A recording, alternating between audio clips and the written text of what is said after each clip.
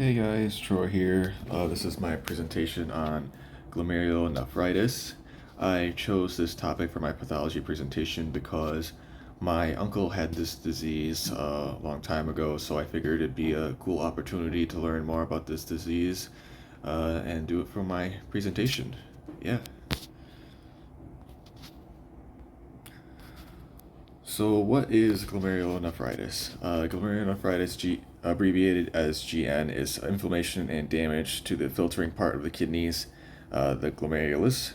It can come on quickly or over a longer period of time. And what happens with this is toxins, metabolic waste, and excess fluid are not properly filtered into the urine, and instead they build up into the body and causing swelling and fatigue. Glomerulonephritis is a prominent cause of renal impairment. It leads to 10 to 15% of end-stage renal disease cases in the United States, and in most instances, without timely intervention, the disease becomes progressive, eventually leading to morbidity. And this makes chronic GN the third most common cause of end-stage renal disease in the United States, following diabetes and hypertension, which is high blood pressure, accounting for 10% of all patients on dialysis. Here on the right, we see like a diagram depicting the difference between like a normal kidney and then one affected by GN. You can see on the right there's like a bunch of tissue that's inflamed, causing malfunctions in the kidney. And on the top right there, you can see the nephron, which is the smallest functional unit of the kidney, and the glomerulus there in the top that's being pointed to. That's the portion of that unit that's being affected by inflammation and causing problems. So here we have some sectional images on the kidneys and also the tissue as well. On the top two photos there depict the biopsies of the glomeruli. On the left there is their normal healthy state, and on the right it shows the inflamed tissue affected by glomerulonephritis. And because of like the microscopic nature of like the glomeruli, you have to have like a biopsy done to actually be able to see the inflamed tissue itself. And on the bottom there are two pictures of MRIs on the bottom left there, depicting two normal kidneys, and on the right, two kidneys affected by chronic kidney disease, which can be developed if GN is not treated early enough. So for the etiology of GN, it can be caused by many different factors, including various toxins or medicines, viral infections such as HIV, Hep B and C, IgA nephropathy, lupus-related kidney inflammation, and also bacterial infections that commonly cause like throat and skin infections such as like strep or staph bacteria. The epidemiology, glomerulonephritis is rare, with 69.8 cases of primary GN and 52.3 cases of secondary GN, resulting from like systemic immunologic diseases. And these numbers are per 100,000 persons. And on the right there, we have a picture of depicting glomerulonephritis, or describing it, differences between primary and secondary GN and acute and chronic. Primary GN starts in the glomeruli, whereas secondary, the glomeruli are affected by a systemic disease, like those on the listed on the left there.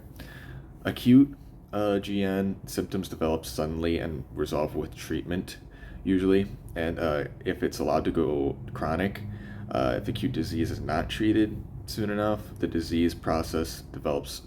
When the disease process develops slowly, irreversible failure of kidneys can occur as a result of kidney disease. So the kidneys can often be very damaged before symptoms start to appear, but these are the most common symptoms: fatigue, high blood pressure, swelling of face, hands, feet, and abdomen because of decreased filtration of the kidneys, blood and protein in urine, hematuria and proteinuria, decreased urine output. The best imaging modality for GN is renal ultrasound in order to determine the size and anatomy for a biopsy.